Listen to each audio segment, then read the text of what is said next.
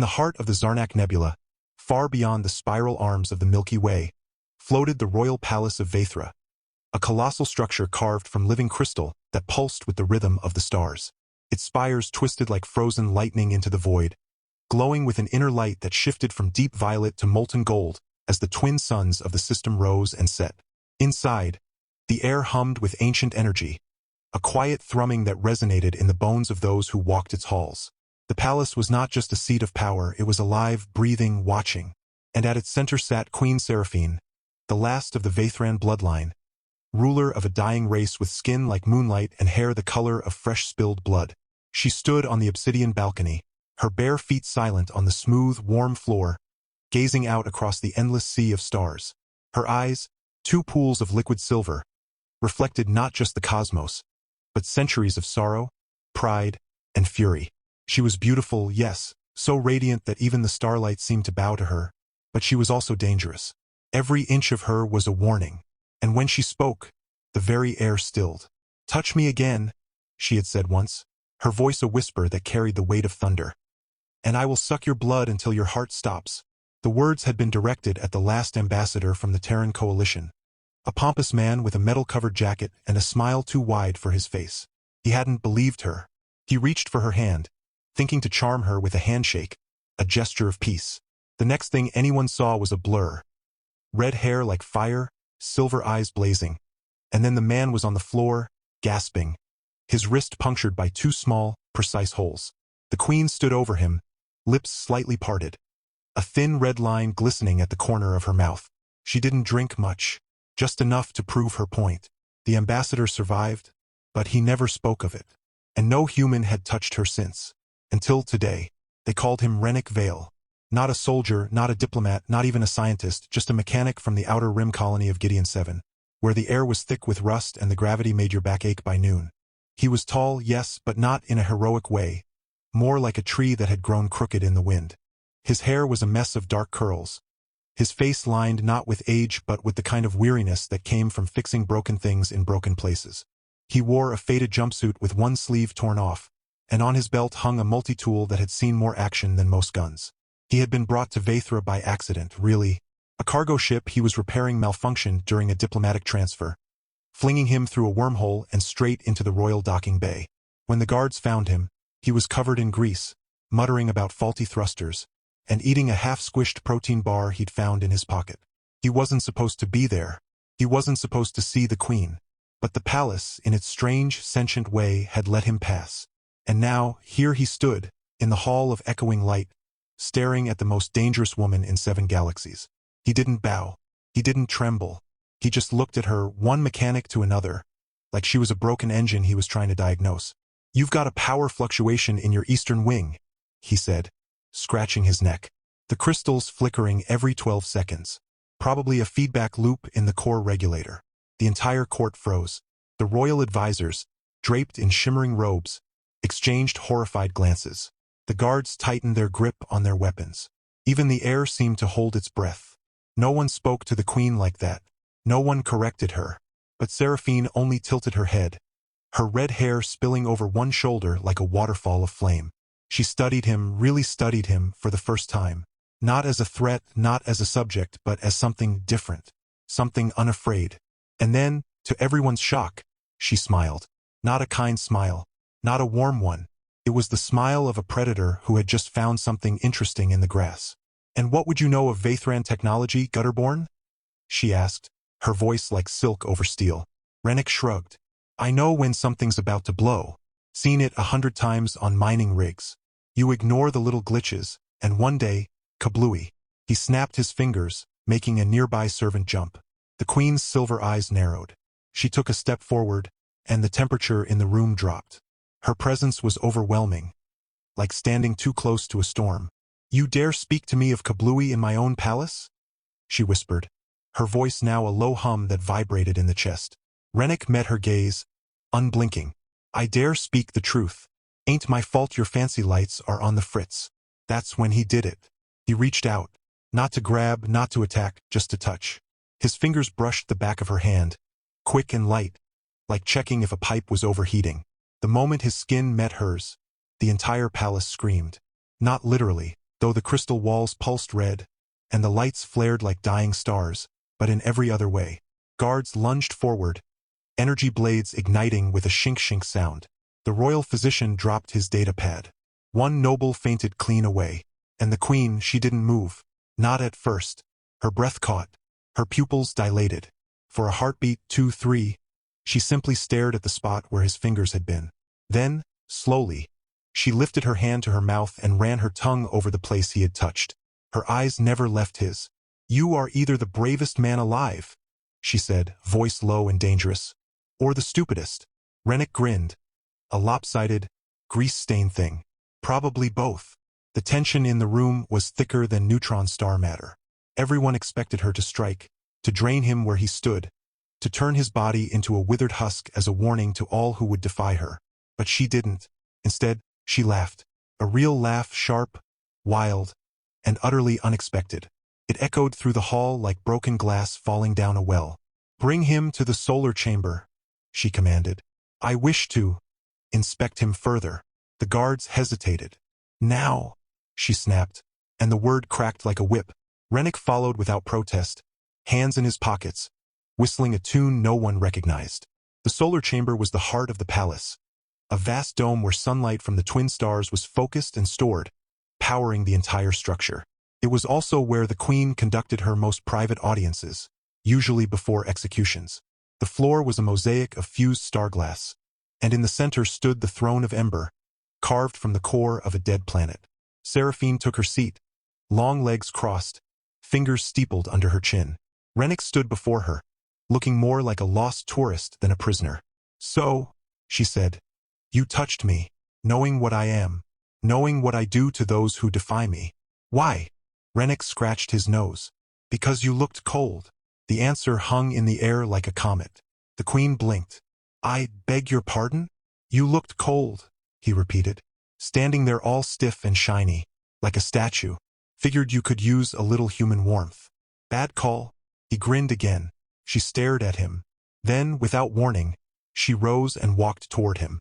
The air around her shimmered, charged with energy. Her fangs, long, delicate, and deadly, peeked from beneath her lips as she smiled. "You think this is a game?" she whispered, now inches from his face. Her breath was warm, sweet like crushed berries.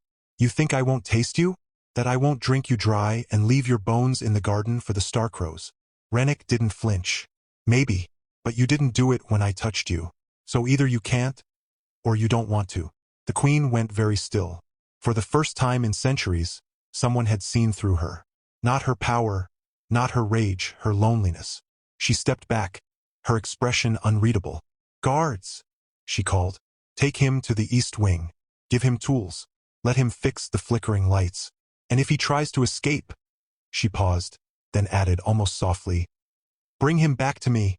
Rennick spent the next 3 days in the east wing, elbow-deep in crystal conduits and humming energy coils. The Vathran tech was unlike anything he'd ever seen, organic, self-repairing, grown rather than built. But he had a gift. Machines spoke to him, not in words, but in clicks, hums, and vibrations. He listened, he understood, and slowly, the flickering lights steadied, the power flow balanced, and the palace exhaled. Servants brought him food strange, glowing fruits and drinks that fizzed like lightning. He ate with his fingers, joked with the kitchen staff, and once taught a robotic steward how to whistle. Word spread. The human who touched the queen and lived. The human who fixed the unfixable. The human who made the queen laugh. On the 4th day, she came to him.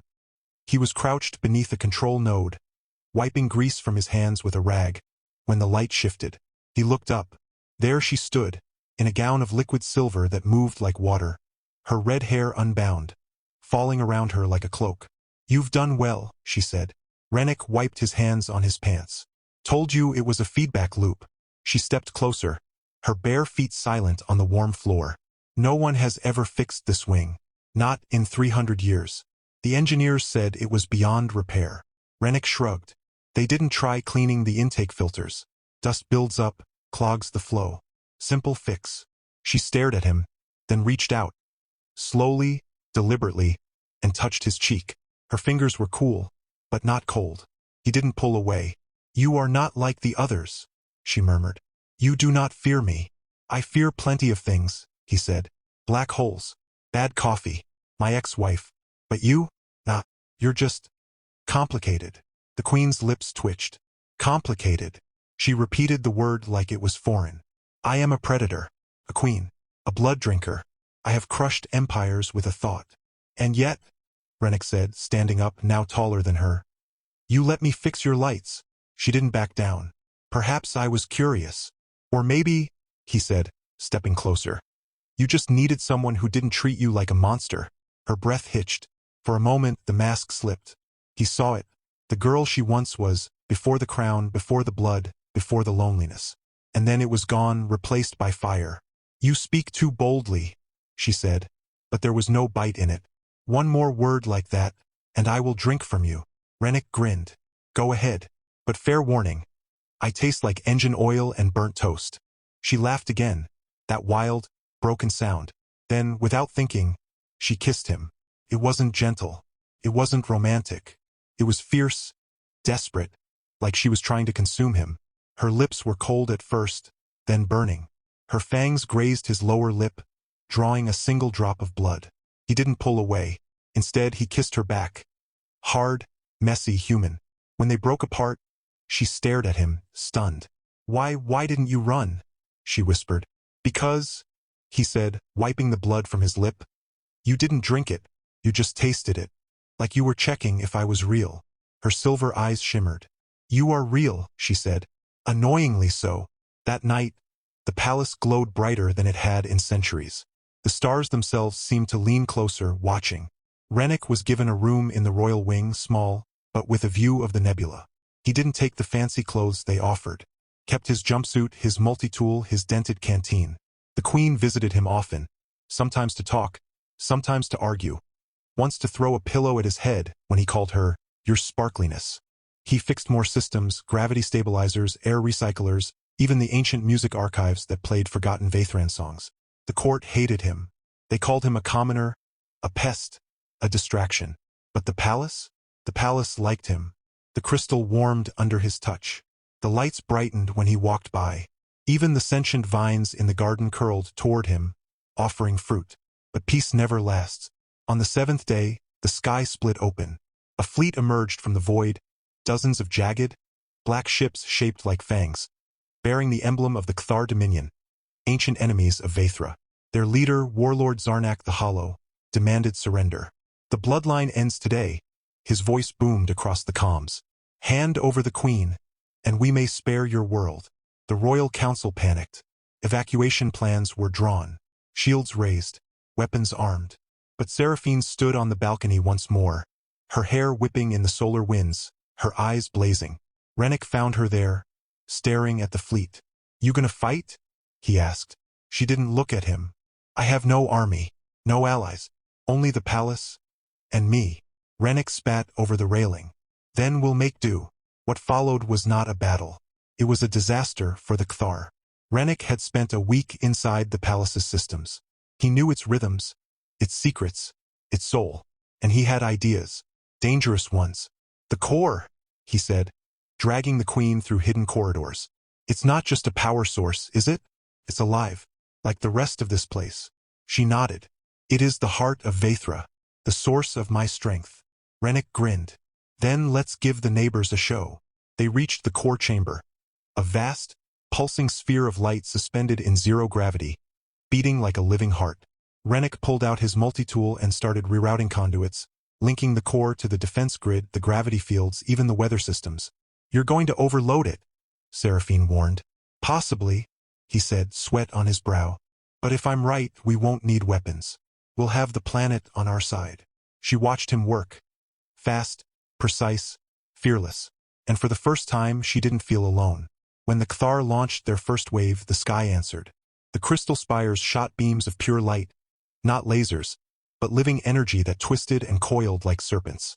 The ground trembled, and from the palace walls erupted vines of glowing crystal that wrapped around enemy ships and crushed them like tin cans. The atmosphere itself turned against the invaders, storms of charged particles, gravity wells that pulled ships into the planet's crust. And at the center of it all, Seraphine stood on the balcony, arms raised, her body glowing with ancient power, her voice calling the very stars to war. Rennick watched from the control node, grinning like a madman. Told you we'd make do. The Kthar fleet broke. Ships fled, some exploding, others vanishing into rifts. Warlord Zarnak screamed vengeance through the comms, but his voice was cut off as a beam of light pierced his bridge. Silence fell. The sky cleared. The palace hummed, tired but triumphant. Later, on the balcony, Seraphine leaned against the railing, exhausted. Rennick handed her a cup of something steaming. "What is this?" she asked. "Coffee. Real one. Found the beans in storage. Took 6 tries, but I think I got it right." She sipped, grimaced. "It's awful." "Yeah," he said, "but it's warm." She looked at him, then set the cup down and took his hand. "You could leave now," she said. "You've saved us. You're a hero." Rennick shook his head. "Nah, someone's got to keep your lights on."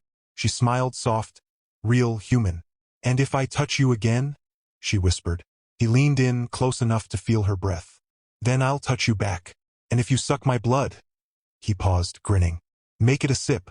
I've got a long way to go." The stars watched. The palace breathed.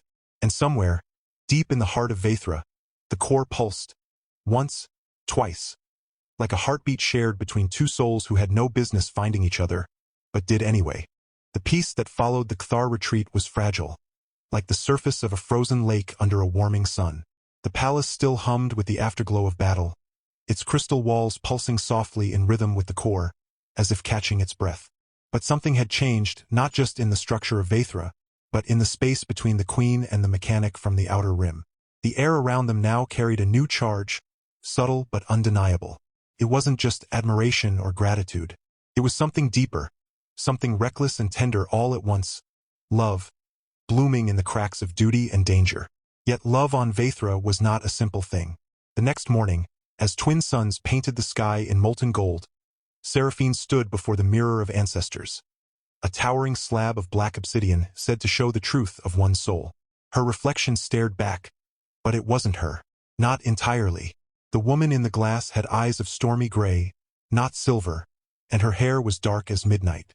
She wore no crown, no armor. She looked a human. Seraphine stepped back, heart pounding. The mirror had never lied. It showed not what one was, but what one was meant to be, or what one feared becoming. "Since when do you brood in front of mirrors?" Rennick's voice came from behind, warm and teasing. He leaned against the doorway, still in his grease-stained jumpsuit, holding a cracked datapad. "Found something weird in the palace logs. Ancient files encrypted. Took me half the night to crack 'em. You're not gonna like it." She turned, forcing a smirk. "Nothing you say ever pleases me." "What now?" He handed her the pad. On the screen, a holographic record flickered to life. A council meeting from over 1,000 years ago. A younger version of her mother, Queen Lysara, stood before the royal elders, her voice trembling with fury. "The bond cannot be broken. Once the bloodline chooses a mate, the body remembers. If the heart refuses, the soul decays. And if the chosen one is not of our kind, the queen dies." The recording ended abruptly. Seraphine went pale. "That's a myth, a superstition, meant to keep queens from mingling with outsiders." Rennick scratched his neck. "Maybe, but the palace knew you were alone. It let me in. Fixed systems just for me. What if it chose me? And what if that choice is killing you?" She laughed, but it was hollow. "I feel fine." Yet even as she said it, a sharp pain lanced through her chest, quick and cold. She hid it, but Rennick saw. He always saw. That night she dreamed. She stood in a vast, empty city of crystal, her footsteps echoing through silent streets. The sky was black, no stars, no sun. And in the center of the ruins, a figure waited, herself, but older, withered, eyes sunken, lips stained black with dried blood. "You loved a mortal," the figure whispered, "and for that you withered. Your people died. Your palace fell. All because you chose a heartbeat over eternity." Seraphine woke gasping, her sheets damp with sweat, her fangs aching as if starved. She didn't tell Rennick. Instead, she began to pull away, coldly at first, canceling meetings, avoiding the East Wing, assigning him to remote maintenance zones. Then cruelly, at a royal banquet, she told the court, loud enough for him to hear, that he was a useful pet, nothing more. He didn't react, just nodded, finished his meal, and left. But the next day, the palace lights dimmed in every room he entered, as if mourning with him. He didn't leave. He stayed, fixed a failing gravity ring, repaired the ancient weather regulators, even taught the palace's robotic gardeners to grow Terran tomatoes. And every time he passed her in the halls, he gave her that same lopsided grin, like he knew her game, like he could see the war inside her. Then came the eclipse of Vaethra, a rare alignment when the twin suns vanished behind the nebula, plunging the planet into darkness for 3 days. It was said to be a time of truth, when the veil between past and future thinned. The elders warned the queen not to walk alone, but Seraphine did anyway. She found Rennick on the obsidian balcony, staring at the darkened sky. "You shouldn't be here," she said, her voice colder than space. "This is sacred ground." He didn't turn. "So's your heart. Doesn't mean I'm not gonna knock." She stepped forward, the darkness wrapping around them like a shroud. "Do you have any idea what you've done to me?" Her voice cracked. "I am not supposed to feel this. Queens do not love. We endure. We rule. We survive. But you made me want to live." A tear slipped down her cheek, glowing faintly in the dark. "And that's the problem. Because if I love you, I die. And if I die, my people fall. The palace crumbles. Everything burns." Rennick finally turned. His eyes were soft, but his voice was steel. "So that's it? You're just gonna push me away to save face?" "To save them," she snapped. "You think I don't see what's happening?" The elders whisper. The guards watch. The palace knows. It's already reacting. The eastern towers have begun to decay. The vines are turning to dust. "This bond you think we have? It's killing Vaethra." He stepped closer. "Or maybe it's awakening it." Before she could respond, the ground trembled. Not from an attack from beneath. The palace groaned. A deep, organic sound, like a beast waking. The crystal beneath their feet split open, revealing a hidden chamber long buried. From it rose a column of light, and within it, a figure tall, cloaked in starlight with eyes like dying suns. The ancient warden, the first guardian of Vaethra, long thought lost to time. "You have awakened the heart's call," the warden intoned, voice echoing through bone and soul. "The bond is not a curse. It is a trial. The queen does not die from love. She dies from denial. The palace chooses its sovereign's mate. If the queen rejects the bond, the core rejects her. The bloodline withers. But if she accepts, she becomes more than queen. She becomes legend." Silence. Seraphine trembled. All this time, the stories were wrong? The elders feared change. They buried the truth. But the palace remembers. And it has chosen. Rennick Vale of Gideon 7 is your true match. Not by blood, but by spirit. By fire. By heart. Rennick looked at her. "So, still think I'm just a mechanic?" She wanted to scream, to deny it, to run. But the pain in her chest was gone. The ache in her fangs had faded. And for the first time in centuries, she felt whole. Then the alarms blared. The sky tore open again. Not the Kthar this time. A single ship, sleek, silver, bearing the flag of the Terran coalition, descended through the atmosphere. A diplomatic vessel. But Rennick knew that ship. He'd worked on its sister model back on Gideon 7. And he knew who was aboard. Captain Draina Voss, his ex-wife, the woman who had left him for a promotion, who had called him too small for the stars, who had laughed when he said he believed in soulmates. Now she was here, on his planet, at his palace, with a fleet of Terran enforcers at her back. Seraphine's eyes turned to ice. "You never told me you were married." "I'm not," Rennick said, but his voice was tight. "Divorced. 5 years ago. Didn't think she'd ever come looking." "She's here," Seraphine said, "because she smells weakness. She sees a queen in turmoil, a human with influence, and she thinks she can take it all. Diplomatic control, technology, you." Rennick ran a hand through his curls. "Draina doesn't want me. She wants power, and she'll use anything to get it." The ship landed.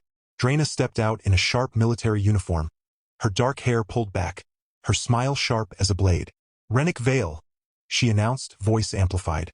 "By order of the Terran Coalition, you are to be taken into custody for unauthorized interstellar travel, tampering with alien technology, and consorting with a known blood-drinking sovereign deemed hazardous to human life." Rennick groaned. "Oh, come on. That's not even a real charge." Seraphine moved like lightning. She appeared at his side, her presence radiating power. "You will not take him," she said, voice calm, deadly. "This is Vathran soil. You have no authority here." Draina smirked. "Oh, your highness, I don't want authority. I want negotiation.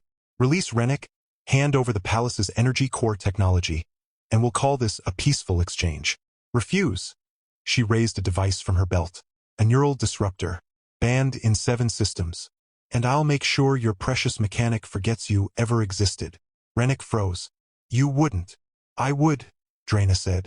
"And I will, unless you walk away with me. One last job, Rennick. One last chance to be important." The silence that followed was heavier than gravity. Seraphine looked at him, not with anger, not with jealousy, with fear. The fear that he might choose to leave, that he might believe he belonged with someone who saw him as a tool, not a treasure. Rennick took a slow breath. Then he stepped forward, past Draina, past the guards, past the ship, and turned to face Seraphine. He reached into his pocket and pulled out a small, rusted gear, the first piece he'd fixed on Vathra. He held it up. "This," he said, "is the heart of a broken thruster. I found it in the East Wing. Fixed it in 2 hours. Took me years to fix my own life. But you," he looked at her, eyes blazing. "You fixed me in 2 seconds. With a glare, with a threat, with a kiss." He dropped the gear, clattered on the crystal floor. "I'm not going with her. I'm not going anywhere. Because you're not just my queen. You're my home." Draina's face twisted. "You're making a mistake." "No," Seraphine said, stepping forward, her hand finding his. "You are."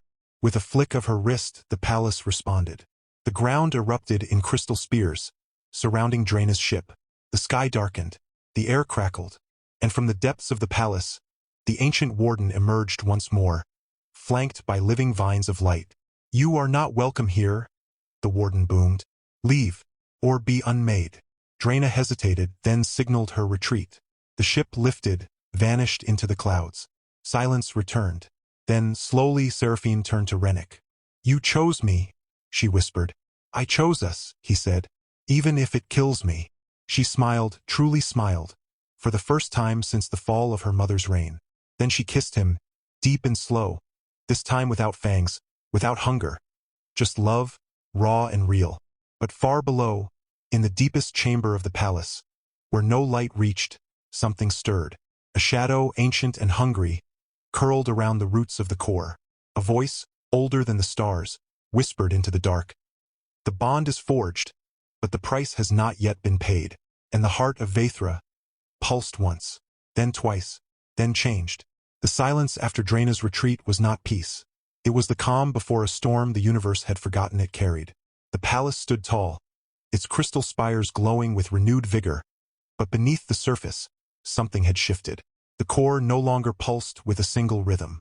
Now it beat in 2, once deep and ancient, the other warm and human, like 2 hearts learning to breathe together. The bond between Seraphine and Rennick was no longer a secret whispered by the stars. It was etched into the very bones of Vathra. Yet the shadow in the depths did not sleep. It waited, but above, in the light, life began to bloom. Word of the queen's defiance, and her love, spread like wildfire through the surviving Vathran colonies. Messages arrived from distant moons and drifting habitats.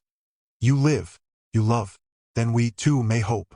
The elders, once rigid in their traditions, now bowed not just to the queen, but to the man who had fixed their dying world. They still called him the grease-stained one behind his back, but with affection, not disdain. Even the robotic stewards had been reprogrammed to greet him with a clumsy salute and a synthesized "good day, beloved of the queen." Rennick, for his part, didn't care about titles. He still wore his torn jumpsuit, still ate with his hands, still argued with the palace AI about the optimal temperature for coffee. But now, when he walked the halls, the crystal warmed beneath his feet. The vines curled toward him like cats seeking affection. And when he passed the mirror of ancestors, his reflection no longer showed a lonely mechanic. It showed a man standing beside a queen, their hands joined, their light entwined. Seraphine changed too. She still ruled with fire, still silenced fools with a glance, still drank the blood of those who betrayed her, though only when absolutely necessary. But her laughter came easier. She started visiting the East Wing just to watch Rennick work, sitting cross-legged on the floor, asking questions about welding and capacitors with genuine curiosity. Once, she even tried to fix a broken conduit herself, only to short-circuit a gravity node and send them both floating to the ceiling, where they laughed until they cried. "You're terrible at this," he said, tangled in wires, her hair drifting like red smoke around them. "I'm learning," she replied, grinning. "Just like you're learning to not leave grease on the throne." "I make it romantic," he said. "It's like my signature." She kissed him mid-float, and the palace, in response, turned the entire wing into a soft golden glow, like a private sunrise. Then came the day the warden returned. Not in shadow, not in warning, but in celebration. "The bond is proven," the ancient guardian intoned, standing in the hall of echoing light, its form shimmering with starlight. "The heart of Vaethra accepts its second sovereign. The union must be sealed, not by law, not by politics, but by the old way. By blood. By light. By choice." Seraphine understood. Rennek, after a moment, did too. They were to be married. Not a Terran ceremony. Not a Vaethran ritual of silence and shadow. But something new, something theirs. The wedding was held at the peak of the eclipse's end, when the first light of the twin suns broke through the nebula, painting the sky in hues of rose and gold. The palace opened its highest spire, a place no one had entered in 1,000 years, revealing a platform suspended in the sky, held aloft by pure energy. Below, the surviving Vaethrans gathered, floating in antigrav chairs or standing on beams of light. The Terran coalition sent no delegation, but a single message arrived on a drifting data orb. "If he's happy, we won't bother him again." Rennek laughed so hard he snorted. He wore a modified version of his jumpsuit, cleaned, patched with silver thread, and lined with living crystal that pulsed faintly with his heartbeat. Seraphine wore a gown woven from starlight and memory, her red hair unbound, her crown not of metal, but of intertwined vines from the palace garden, blooming with flowers that only grew when she was near joy. They stood facing each other, hands clasped, the wind whispering through the spire. The warden spoke the rites, not in words, but in images that bloomed in the minds of all who watched. Visions of Rennek fixing a broken world, of Seraphine standing alone for centuries, of the palace choosing them both, of the core beating in two, of the future yet unwritten. Then came the final vow. "Will you love her?" The warden asked Rennek, not as a subject, not as a savior, but as an equal, knowing that her life may outlast yours, that her world may outgrow you. Rennek didn't hesitate. "I will. Even if I'm just a footnote in her story, I'll make it a good one." "And will you love him?" the warden asked Seraphine, "not as a pet, not as a tool, but as your heart, knowing that his blood is mortal, his time short, his soul fragile." Tears glistened in her silver eyes. "I will. And if the universe tries to take him, I will tear it apart with my bare hands." The crowd gasped. The warden nodded. Then, in a voice that shook the stars, it proclaimed, "By the will of the palace, the truth of the core, and the fire of two souls that refuse to burn alone, you are bound. Not by blood, but by choice. Not by fate, but by love." And as the words faded, the sky erupted. Not with war, not with disaster, with celebration. The nebula itself seemed to dance, swirling in colors never seen before. The twin suns flared in harmony. The palace sang, a deep, resonant hum that vibrated through every crystal, every stone, every living thing on Vaethra. And in that moment, Rennek and Seraphine kissed, not as queen and commoner, not as alien and human, but as husband and wife. The reception was unusual. The Vaethrans served glowing nectar that made guests float 3 inches off the ground. Rennek taught the robotic band to play Terran rock ballads, and soon the queen was dancing, actually dancing, to a song about love and broken engines. He spun her, laughed, dipped her so low the stars seemed to kiss her hair. An elder fainted. A guard tried to arrest the band for excessive joy. They were ignored. Later, as the new couple stood alone on the balcony, the universe spread before them like a gift. Seraphine rested her head on Rennek's shoulder. "You know," she said, "in all my centuries, I never believed in happily ever after." He wrapped an arm around her. "Me neither. Too busy fixing things to dream." She smiled. "And now?" He looked at her, at the stars, at the palace that had become theirs. "Now I think maybe the best things aren't built. Maybe they're just found, like a broken circuit, or a lonely queen." She kissed him softly. "Touch me again," she whispered. He did. "And I'll suck your blood." she murmured against his lips. He grinned. Make it a sip. I've got a long life to live. She laughed, bright, wild, free. But deep below, in the forgotten chamber, the shadow stirred once more. The voice returned, a whisper in the dark. The bond is sealed, but the price is coming. The blood of mortals does not mix with eternity without consequence. The core pulsed, once in love, once in warning. And far beyond the edges of known space, something ancient opened its eyes. But for now, on a crystal spire beneath a painted sky, a mechanic and a queen held each other, laughing, alive, in love, and for the first time in forever, the future didn't feel like a threat, felt like a promise.